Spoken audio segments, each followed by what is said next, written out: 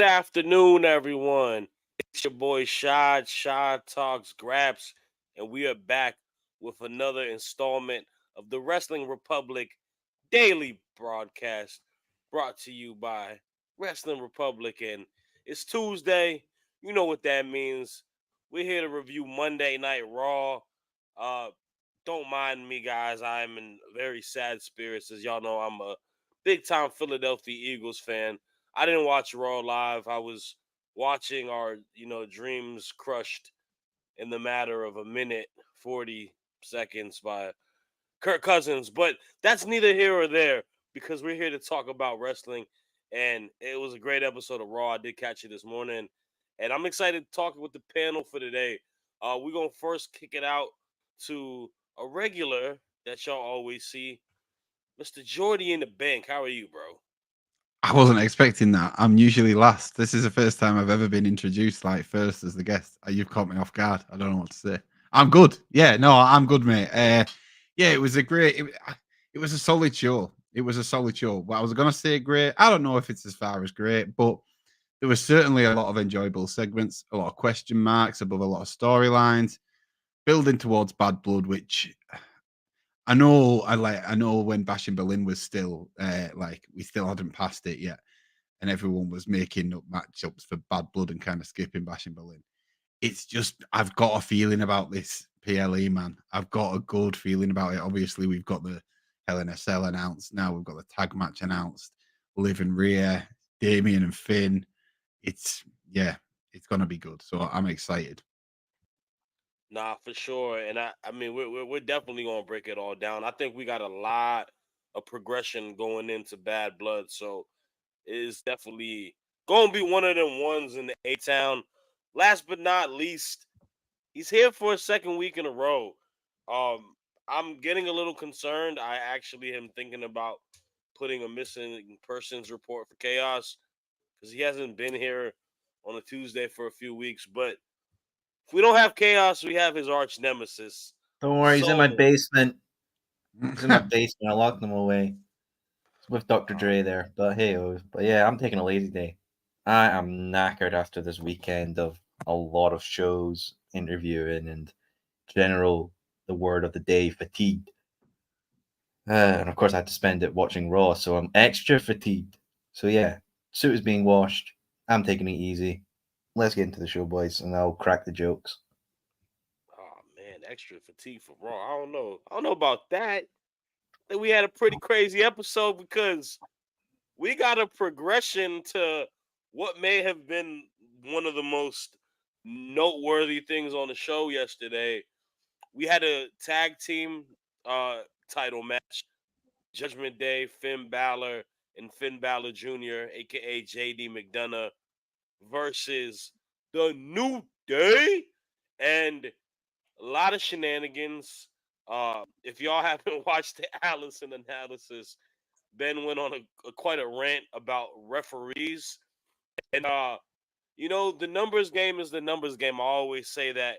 And there was a little bit of assistance on the numbers game for the New Day because LWO causing a little bit of ruckus with the other members of the Judgment Day. The referee gets distracted, doesn't see Xavier Woods get a 1, 2, 3 count, and it ends up to their demise where Finn is able to take over, get the win with the tag with him and JD. And the New Day loses, and you see a very, very angry Xavier Woods. And not only is he angry about losing a tag team title match, but he's angry about Kofi Kingston once again going behind his back, claiming that he needs assistance, saying, "We need help since we lost Big E." And Woods did not take a liking of that comment. Man, I am so 50-50 on this because I absolutely love the New Day. I think they are legitimately one of my favorite wrestling factions of all time. I think the whole shtick with all of them, all three gentlemen, has been a great, amazing. I think they're some of the most lovable baby faces out there. And it's heartbreaking to see them break up. But I like seeing stuff different. And if anybody could sell me a ticket last night, it was Xavier Woods. I feel like he brought in a different element, frustrations that were understandable, and I'm excited, but I'm gonna open the panel to y'all because my question is: do you guys see the New Day potentially breaking up? And if so, are you with it or are you not with it? I'm gonna start with you, Jordy. What are your thoughts on that? I'm with it. I have to say, I agree with everything you said. I think they've been some of the greatest baby faces. But I think for the sake of those two, I think they need to maybe not call it a day. They'll probably come back round to it. And I think the way they've done it has been great. Obviously, there was the blip with Odyssey Jones, but they've found the way back round to the story now. And I genuinely do like it. I have to admit, I think Xavier's selling it really well. I don't know. I hope Karrion Kross doesn't come into it. I hope it's just like a fallout between the two of them. I hope that like that was just kind of a step towards where we are now. But I really do think that Kofi kind of delivered that line of like we used to have E. That was like it was a dagger in Xavier's back, and we all heard it. And this is the thing why I think it's interesting with Xavier is although he's doing the heel turn, I think there's a good portion of fans out there that kind of think it's justified. Like, I can't say I wouldn't be annoyed if I was in Xavier's position and Kofi said that after saying, "Oh, I'm not getting anyone involved," and then he's gone and done it again. Like, his actions are justifiable. And I think that's when you get a good heel turn because you'll get a division. You'll get the people that stick with Kofi because he's Kofi. But then people will side with Xavier on this. I'm pretty confident of that. So I think that's where it does become interesting. I don't know when, maybe next week. I don't know how they're going to play it or what's going to be the final nail in the coffin, but it's definitely coming. I don't think you bring Big E in and get them back together. Like, I don't think you have that scene that happened last night after the match and then find the way back. I think if they were going to find the way back, they would have won the titles there and then. And I think that would have kind of put a pin in it for all of us. And we would have been happy that they were champions again, maybe just because the Judgment Day haven't really done much. Not that many tag champions have in recent kind of time in WWE in general, but that's a different conversation. But no, yeah, if we're talking about Xavier heel turning, I think it's great for him. I think it's great for Kofi. I think it's great for the New Day because eventually they will circle back round and come back together, and then it'll pop, and then they'll probably have another solid run and become champions again. Because it won't be stale anymore. People will be kind of not mourning after it, but you know what I mean? They'll be pining to see the cereal box and to chant New Day rocks and you know what I mean? All that kind of stuff. So I think it's a good thing for both of them, yeah. Nah, for sure. I mean, I'm gonna be real with you. As a grown man, I am not buying something called Bootios. Uh, but I that's don't think neither you're here the nor there. market, Shad. I don't think we're the market for that one. Nah, no, but I mean, all jokes aside, I think it's a standpoint where I think my interest level is more so because I want to see. I feel like Xavier Woods has never been given a shot to show the star that he is, and that's kind of where the intrigue comes from me. We've got to see Big E become a solo champ, do solo stuff. We got Kofi Mania before. We've seen what he's done as an individual, and more importantly, we've seen those two do stuff prior to even being the New Day. Like, at least you and me, Jordy, know. I know Soul, you're a little bit younger than us, but like I remember when Kofi was on ECW, like when I was in high school, like when he was the Jamaican, right? With Yeah, I was about to say, yeah, back the when he was song with Jamaican. Kali Buzz and all that. SOS. That That was song good. was so fire too. But and I feel like Woods, obviously he did his stuff prior to his Consequence Creed and TNA stuff, but I feel like he's never really given a fair shake. And I think the guy is really talented. Like he's a great promo. He brings a level of like seriousness to the storyline that does have me intrigued. I do want to get a couple comments in, and I definitely want to hear what you got to say about it as well. So Anthony Manzano saying, "Yo, big brothers, appreciate it. I guess I'm older than you, Anthony Manzano. I don't even know how old you are." Come on. He also says, "I really don't think the New Day is splitting up. The group itself makes too much money on merchandise for the WWE. The merchandise isn't going anywhere. Where's the merchandise going? It's always going to be there." Might It even ain't like get a they're pop. making a Might whole even lot get of a new push. shirts. Yeah. I mean, here's the thing about the merchandise, to quickly touch upon that.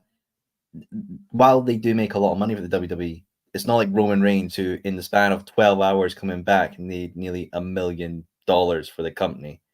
Like, Yeah. Not that even good. if they were to stop New Day merchandises, the bottom line ain't hurt. Yeah, no, I agree 100%. They're not as hot as they were, as I think you're viewing it, Manzano. That's kind of the issue. I think we need to reignite something for them more than anything. We got a couple other comments. We got to give a big shout out to the bro DC Warlord saying DCX Warlord saying I'm a full-fledged supporter of Karrion Cross, and a nice one with the Eminem reference. He also says Karrion Cross is the GOAT for predicting the future, and he followed him on Twitter. Well, DCX Warlord, follow Wrestling Republic on Twitter and follow me on Twitter You too. cheeky. DMZ 703. But enough of that. So I want to hear what you got to say in regards to just the potential breakup of Woods and Kofi Kingston in the New Day. See, when I see this question and I saw obviously the segment on Raw, I harken back to 2 years ago. Because 2 years ago in January, I made my first appearance on Take to the Table, first time I ever met Chaos, and it was reviewing day one. Now, what was the first question we were literally proposed of? Well, it was New Day versus Uso, and I remember Chaos explicitly saying, how many times have we seen this matchup before? And the fact that the New Day have lasted for nearly over 10 years right now as an established group within the WWE is impressive. Like, I think the only kind of real tag teams that have lasted that long in my mind are really, Usos, Bucks, and maybe the FTR / the Revival. Like, genuinely, it's kind of insane that they have managed to last that long and never really done a breakup angle. I mean, is the time now for it? I mean, yeah, why not? Because it's a storyline that's never really been touched upon. I know people have always said, well, New Day never wanted to split. They always wanted to be together, never have the whole against one another angle. Obviously, with Big E's injury, things have changed for the group, and it's really has been in a slumper because of that. No fault of their own as well. Obviously, we've gone on many times that tag team wrestling itself is in a dire position across the whole wrestling broad stroke. But could Xavier Woods carry this feud as a heel versus face dynamic? I think it could work. I think it could do well. The only thing is, I don't want this to become like a best friends or a proud and powerful or a heavy machinery type situation where the breakup happens, but there's no real concrete resolution to it. Obviously, proud and powerful, there was personal antics involved. Best friends, yes, they had the parking brawl match, which was great, but obviously we haven't seen Chuck Taylor back in the ring since. Trent Barretta has done some things, but he's now out of injury at the moment. And Heavy Machinery, Tucker hit Otis, costing him his lunchbox, and then died in a battle royale. I'm hopeful that things can become from this. I think if this was definitely in the old regime, it would be dead and buried by like a long shot. But I do trust the process with what Triple H has done for WWE Creative. And I think with how creative Kofi and Xavier are, like look at their entrance gear, look at what they do with up, down, down. I'm hopeful that Kofi and Xavier could tell a thrilling story of the New Day implosion. Nah, and your point, how I would do it, I think I like what you said, right? I think there's a standpoint of us having a fear that a faction goes dead in the water. I'm viewing it as two brothers fighting. As brothers, you are always going to fight with your brother. It's just a situation where it is disagreements happen, but it can get that tension. I think they should have a nice little feud where it's physical and it's about the trust and the vision, not as much as it being more of a heel versus face dynamic, but to the resolution of it. I think bringing them back together got to be Big E. He doesn't have to wrestle. He just has to be that figure to be like, guys, we're the New Day. Y'all got to get this in order. have a big time blow off match, and they all come back together within it. So I mean, that's how it is. I guess it could be interesting to see if one goes heel. Probably Woods in the situation, but yeah, I don't want the New Day to break up forever. That would kind of be heartbreaking. I ain't I gonna lie don't to you. think it'll be forever. I think there's I too don't much know. money I think there's too much money in a reunion. That's the type of thing that, like, if you leave it long enough and time it right, the minute this, that New Day reunion merch hits the It store, it you're really, printing money. But but then the thing is this also. It does depend too, because I think the breakup of the Usos has been super beneficial for the guy you're wearing the shirt of right now. the I thing think is, Jay. though, counterpoint to that, obviously, Shad. Yes, it's been absolutely great and beneficial to Jey Uso, but like Jimmy is like dead stock in my mind. Yeah, but now, terrible. For now, because he's been I off TV, I think he'll come back in some variation. But you're that not that wrong. match. You're not wrong in the standpoint though. no, Here's yeah, the thing. you're right. I think, and that's another worrying thing, is like Xavier is somebody who's never really been given a full shot as a single star. To my knowledge, he's not won any singles titles in WWE. He had the TNA tags as Consequence Creed. You're Yeah, King like of the Ring. He only won King of the Ring. But yeah, yeah, but that that's not a doesn't title. mean anything. No offense. When his crown was paper and Roman Reigns stomped on it in the ring and he cried like his first newborn was just sacrificed to the gods above. It's like, thing mate, is, your though, paper mache crown was stomped on. going to Anthony's comment about Kofi turning heel, I wouldn't be mad at that. I think that might be a nice way to twist it. Because the one question mark that so far I'm like it, yeah, it's going to be Xavier.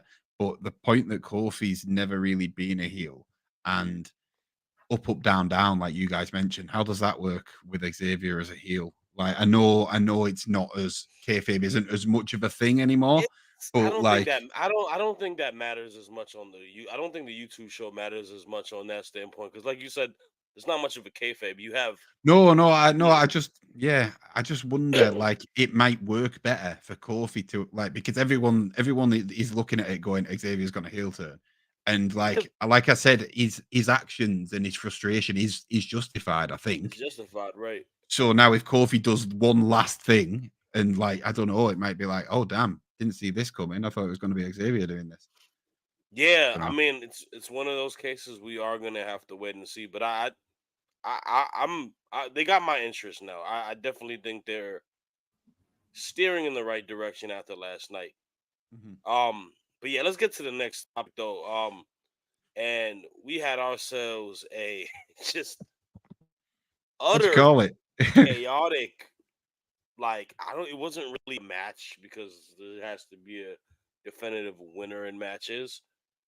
But these two guys are just beating each other up, breaking everything in existence, breaking rings, breaking backstage equipments, destroying cars. Like the Braun Fans. Strowman, yeah, like these Braun Strowman and Bronson Reed are literally just it's on site for both of them, and it's really entertaining because aesthetically, just two big dudes just throwing each other a fan guy, like you said, a fan guy thrown at somebody. Like they're finding creative ways to make this really intriguing and getting the fans to care about it. And like I'm just so curious to see what the blow off match is gonna be, because it's gotta be like one of the most epic street fights that you can create. I'm liking it. I like it for Braun Strowman a lot. I know Bronson Reed is really benefiting in it. It feels like we've hit a 180 for what he was months ago to now. But I like Braun Strowman a lot. I think they put him in a lot of silly, goofy stuff, and it's not really, you know, utilize him at the best. Like he's been utilized great before, but they've also utilized him pretty bad. Doing the choo-choo train, running around. No, it gets silly after a while. But him kind of meeting his match, Clash of the Titans, I like it a lot. So I'll ask you, Jordy, what are your thoughts on the brawn on brawn violence that we are getting? I huge fan. Huge fan. Like, was a huge fan of the first one, and it was great. It surpassed my expectations. I'll say that. Not that I was thinking, oh, this is going to be a bad match. Like the size of him, it was always going to be good, but it surpassed it. The end spot when he obviously splashed him out of the car. It was great. And I was thinking, how are they going to top that? You know what I mean? And instantly, literally, first thing, the turnbuckle falls off. And I was like, what on earth is happening here? And then, like, yeah, what do we call it? I don't think we can we call it a match. It was just a game of what can we break? Like, in the best way possible. I mean that. I don't mean it in a bad way at all. Like, I thoroughly enjoyed watching it. Like, to a point where I was like looking around when they were both down. It was like, what else can they go through? Like, what else have we got? Obviously, it ended with him literally just running through a wall, like Juggernaut style from the X-Men. It was so good. And these two, they just seem to have great chemistry together. Like, all jokes aside, yeah, we were just like seeing what we could break. But I even go back to probably 2 weeks ago now when no, I think it was last week when Bronson splashed Braun through the table, and it was one of the cleanest like splashes I've seen. It just then the table popped so beautifully. It was these two are putting on something great. And in terms of the climax, how does it end? It's not something we see a great deal of, but I'd love to see a last man standing match between these two for it to end. I don't know why. I just feel like it fits with the way that things have been going, like Street Fighter esque, like it can end backstage somehow with like one of them piling a load of stuff on. And just because of the monsters as well, I think that that visual of seeing somebody like Braun Strowman just like climbing up out on an 8 count just kind of throws me back to like Undertaker days. So yeah, that's how I'd like it to end. But I'd watch that every week, man.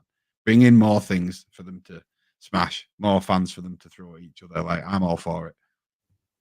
Yeah, nah, it's the chaos of it is definitely fun. I think Braun Strowman is one of the more talented big guys in the industry too when it comes to what he can do athletically. Um, it's Promo. like yeah, like he's just got a gift of being able to like do spots that are great, and then like just him tsunami and landing on people as big as he is, breaking stuff. It's definitely cool to see. I like this analogy a lot. This is King Kong versus Godzilla, the resistible force versus the immovable object. Hey man, I don't hate that. We also got him saying, does the guy remind you of a rivalry between Mark Henry and the Big Show? And Mark Henry was a little bit. I definitely see that comparison. That's definitely not a bad one. And yeah, man. I mean, Manzano says 3 stages of hell. Who knows, man? I don't know if this one goes 3. I feel like it does. Last Man Standing would probably be the best bout. I think that's a good shout on your behalf, Jordy. So we'll have to wait and see. Obviously, this is a good storyline that doesn't have a title dealing with it being built, kind of like how Carmelo Hayes and Andrade was. So I appreciate when they do this, and yeah, let's get a little bit more of that. But what you guys will see a lot more of is our sponsors, and that's our good buddies at Next Level. If you go to the link below, nxconnect.me/Wrestling Republic, you will find a one-stop shop that has all content across all platforms linked in one place. That's our website, Instagram, X, YouTube, website. Yeah, you name it all. It's all over there, and it's so user-friendly. Whenever anyone asks, hey, how can I check out your podcast and support? I send them the link, and they're able to see it all. They also have a super user-friendly app that you can download. It has everything listed there, as well as other wrestling content creators. I highly recommend downloading that, supporting them, supporting us. Not to mention, they like to give free stuff away, always doing contests. So go ahead, go to the website below, download the app, keep rocking with them, and keep rocking with us. Let's get back to the topics, though, because, ooh, man, I love me great in-ring wrestling. And I love me Miss Io Sky, and I love me Miss Bianca Belair, the EST. And I remember how great of a match they had in Puerto Rico at Backlash and other bouts that they've had. And we got a one-on-one match with them. It was supposed to be, I believe, Kyrie Sane, if I'm not mistaken. But It was, I don't know if I maybe misspoken on that. That might No, be yeah, a that's what different. they said on the show. That's definitely what they said Yeah, on the show. yeah, that's what I thought. Now I know I read it online too. But we got Io and Bianca just going the distance, man. Just matching each other's athleticism. Going just an absolute battle of a bout. Io Sky in ring wise this year is probably having like one of the best years out of any professional wrestler. She's got so many match of the year contenders in ring wise. When you talk about the match with um Utami, you talk about her match with Bailey, her match with Lyra, and now you got Bianca, and it being on just regular television. Incredible bout. Bianca reminding us why she's a great in-ring competitor. And not gonna lie to you, I said it earlier on X, and a lot of people may disagree with it, but I feel in the state of tag team wrestling, I feel like the WWE women's tag team belts are booked the most consistent out of any other tag team divisions. Does it mean it's the best? Maybe not, but I think there's a lot of consistency. I think there's matches happening consistently, feuds happening. A lot of it may be formulaic, but it is like that. If you give me matches like this and, you know, you got me more excited for it, but it does, and I think this is where Soul might agree because I'm going to give it to him in a second, makes me miss seeing Bianca Belair and Io Sky in the singles division competing for the main event titles because these women are just incredible professional wrestlers. And I always say it, Bianca Belair has the trajectory to be the greatest of all time when it comes to women's wrestlers. I think her accolades, the character, the storylines that she's told, and just the in-ring ability, she's second to none. But I'm gonna pass it to you. So, what were your thoughts on Io versus Bianca? And yeah, break it down for us. Oh, I've missed seeing Bianca Belair in singles action on TV.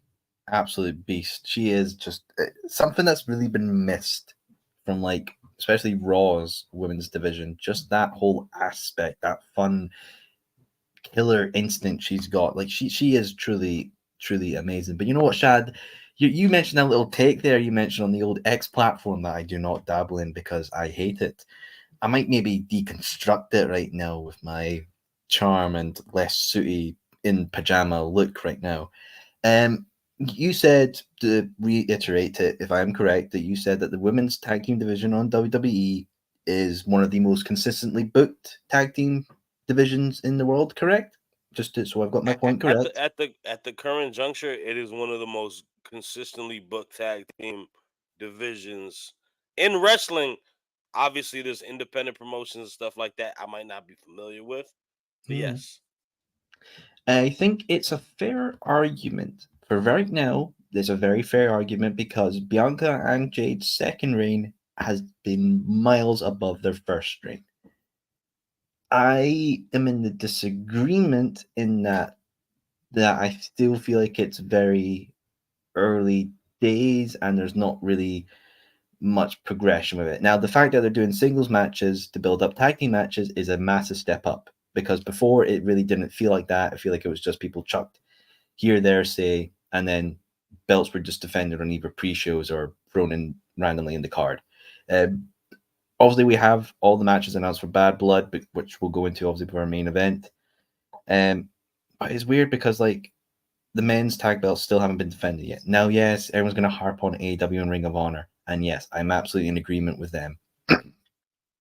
It's honestly funny that I feel like the Ring of Honor belts have been booked a bit more superior than the AEW belts because obviously it's a bunkhouse brawl and collision with Dustin and Sammy against Undisputed Kingdom, which is obviously their rematch. I still think it's very like this was a great match. I thought it was the best match of the night, and the women absolutely shined on that card. And Bianca is great as always. I feel like this is just a good peak moment. It could easily collapse again with what their first tag title reign was. I genuinely do think though, like I've said it and harped on it for ages, a mid card belt would be absolutely more better suited than a tag belt because we would get matchups like this. We could get Io versus Bianca. We could get Jade versus Asuka. We could get, Zoe Starks and Natalya was on this card, and it was absolutely terrible because it basically I thought Zoe Starks looked not the best on what she could be. Like, remember when Zoe was brought up and was like Trish Stratus, and everybody was like, yeah, this is gonna be something cool. Like, that feels donkeys ago. I truly just think a singles, like, here's something as well. Why don't we bin one of the, if you want to keep these around, right? Bin one of the male tag belts, because you don't need two. You don't need two when you don't even book one of them properly. Have one roster get the female, one roster get the male. That way, it makes it a bit unique. You could go to SmackDown if you want to see the Bloodline dominate. You could go to Raw if you want to see Jade and Bianca do their thing against, Unholy Union or the Kabuki Warriors, or anything else, right? I just feel, though, in my personal opinion, it's still very early days. If this continues until the end of the year, where Bianca and Jade have more stories and they progressively have singles matches that lead into tag team matches, then yeah, I will agree with your statement. I still think we're in the very early day phase, so let's give it some time. If it continues, then I will agree with your statement. And I don't disagree with you, because there is the level of success, obviously, on NXT with the North American women's title, right? Like, I think it's been displayed very good. The tricky part is that it is how are we matching the titles and whatnot, I guess. Like, do we get two women's mid card titles, or do we keep one that rotates? It's just, I kind of wish the brand split was not a thing, because I think it's pointless. I would rather have one women's title, like a main title, like the WWE women's like heavyweight title, and then I would have a mid card title be there, and then you can kind of create it like that, where you have like the Rheas, like it's the Live Now, right? The Biancas, the Becky Lynches and Baileys can kind of go for that, but then you have the mid card title for the people like the Tiffany Stratton, for Elira, like women like that are kind of up and coming. And the fact as well, we have women like Tegan Knox who are doing nothing, who are just sitting around with whatever their situation is. And, she's not even booked for WWE Speed, which is something as well. Is that, how the company views her, or is it just they have certain people they want featured in that? Now, something like a women's mid-card title would be truly beneficial because it gives something for other people to chase. Only so many people can chase the main event status. Only so many people can chase the Money in the Bank for the women's. You might as well get that as opportunity, because look what happened to Sami Zayn. He was Intercontinental, chased it, and he was loved. Now look at Jey Uso. He's going to go for Braun Breaker's Intercontinental, right? He, for the longest time, still very over, got a main event shot, didn't work out, but now he's in the mid-card title, something else for him to chase, and that his fans are eating up and loving, and he's getting like merch collections like mad. So it's LA Knight's the same. LA Knight's exactly the same. The thing is this, growing up, my favorite title was the IC title, right? Like, I was a big Razor Ramon fan as a real little kid. Austin, Chris Jericho was probably one of my favorite wrestlers. Jericho was a big kid, one when for he me. was the Intercontinental. Like, even like when I remember when him and like China were feuding, man, and like and Regal. Like, the Europeans, like all of like the mid card titles are. Gunther is probably the best example as of late, where Gunther felt like a bigger champion at times than the world heavyweight champion on Raw, just because the character carried it with so much prestige. I think how you book a title and how you book your talent around a title can make the title. The issue is, I think sometimes booking in WWE, in AEW, in TNA, whatever promotion it may be, believes the title can make the wrestler. That's not always the case. The wrestler's gonna have to find a way to elevate the title too. Because it's rarely the case. If you look at it though, like if we go into like business side of this, and obviously like with replicas and all that, people buy these belts because either of two things. They love the design and the history of the belt, or they love a certain wrestler that's held the belt, and they'll end up buying the side plates for it. So you need to have, for making a championship, I believe, in my personal opinion, there's three factors you need to have. You need to have the look, you need to have the inaugural championship status of somebody to hold it and make it something special, and you need to have, connectivity with it. Now, the connectivity factor is basically having fans wanting to care for it. Now, for me, one thing to go for that is the TNT Championship in AEW. I remember seeing Cody introduce that belt, getting the first stats of it. He had the open challenges and the stories of it. I remember specifically in my mind is Eddie Kingston and Mr. Brody Lee with that thing. So that's why I have such a connection to the TNT Championship, and that's why I have 2 replicas of it, because I have such of that connection with it. Now, if WWE do a championship tournament for a women's mid card status title, that could maybe end at the Rumble or at WrestleMania 41 in Vegas, and maybe a ladder match to harken back to the old Money in the Bank days. Like, that would be something that would get people to care. Yeah. I mean, I'm not opposed to it. And yeah, we'll wait and see, man. I'm definitely excited, and I'm really hoping we get Kabuki or Damage, not Kabuki Warriors. That's Asuka and Kyrie. Damage Control with Io and Kyrie versus Jade and Bianca. I'm assuming we'll probably get it at Bad Blood, but we will wait and see. That'll be a What we great will match. what we will always have to wait and see is a little bit of tension yesterday. And I think this is something that Jordy's really been amping up for a little while, because it seemed like Ludwig was a little teed off yesterday in Good. regards with Gunther. And, they had their little interaction. It leads to a beatdown for Sami Zayn. Gunther still does not want to go against Sami Zayn for this World Heavyweight Championship defense. I think we will get that. I think that is something that is going to be important for Gunther. I think that it will probably be a retain for Gunther. I had a big argument with people on the space the other day about this too, because they really think Sammy's going to win. I would love Sammy to win, but I don't think he's going to win. But Imperium already broke up off of one section. We got 2 of them left. What are y'all thoughts on them breaking up and us getting a Ludwig Kaiser versus Gunther feud? I'm going to start with you, Jordy, since this is what you've been wanting for the longest time. Book it. Book it. That's what I think. I think, yeah, do it. Pull it at Bad Blood. Make Ludwig be the reason that Gunther loses his title after a short reign, and let them 2 spin off. And that isn't through a dislike of Gunther. Love the guy. Think he's incredible.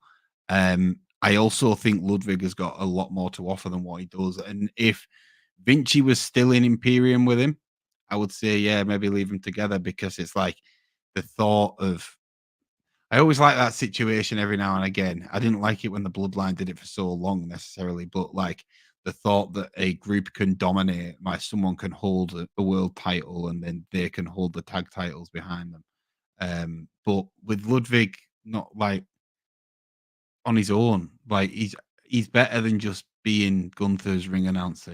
Like he's been demanding gratitude for Gunther for years, and what's he got to show for it? Like that's why I would have loved it in Berlin personally, because obviously, and I'm sure when I'm manifesting it, I'm speaking it into existence. When this heel turn or whatever you call it, when Ludwig turns on Gunther, that will be a point that gets brought up. The fact that he defended it in Germany and was welcomed as a hometown hero, when obviously it's Ludwig's actual native country. I just think that them 2 could put on a banger. And we always talk about feuds without a belt, and that is one that you just stick them on a card and I'll watch it, because not only do we know that it's been building and they've been in a long term friendship together, you just know that they're going to perform as well. You know they'll put on a banger. So like, I don't see how it won't happen at some point down the line.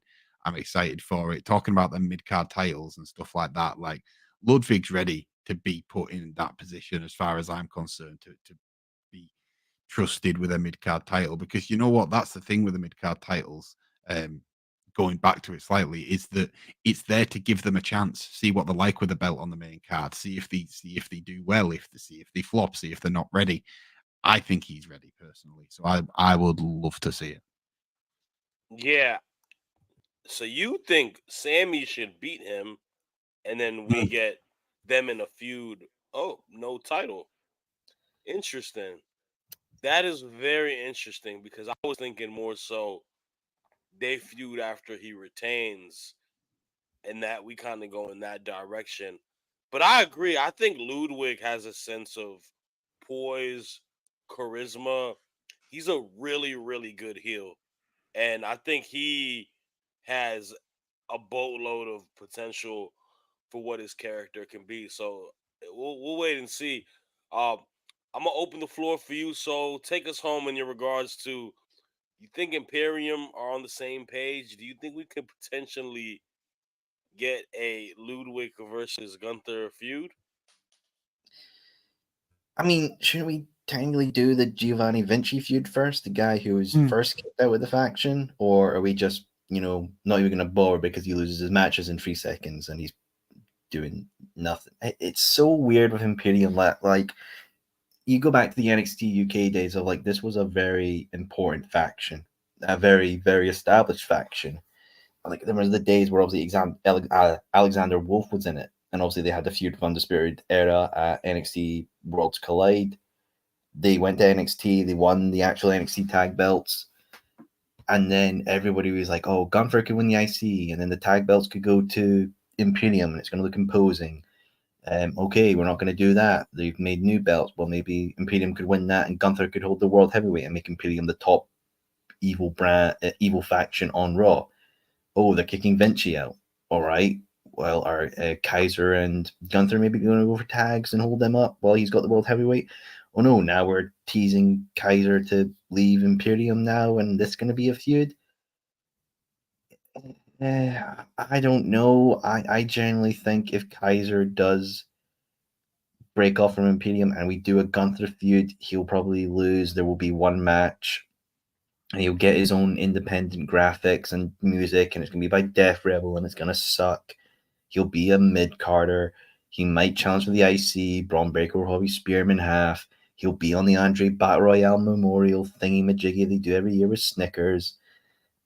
I think he'll be lost in the shuffle completely. I 100% believe that if Kaiser does break off and go to single star, he'll be lost in the shovel. He'll probably be called Kaiser, and then he'll be washed. He'll be gone in the tsunami of amount of people there. I think having him stick with Gunther is the best idea because it adds to Gunther's presence of having his best man at his side. That gives him the proper announcements, that hypes him up. Don't get me wrong, Gunther's an amazing talker himself. He can talk very well. His favorite wrestler is Bill Goldberg. Need I say more?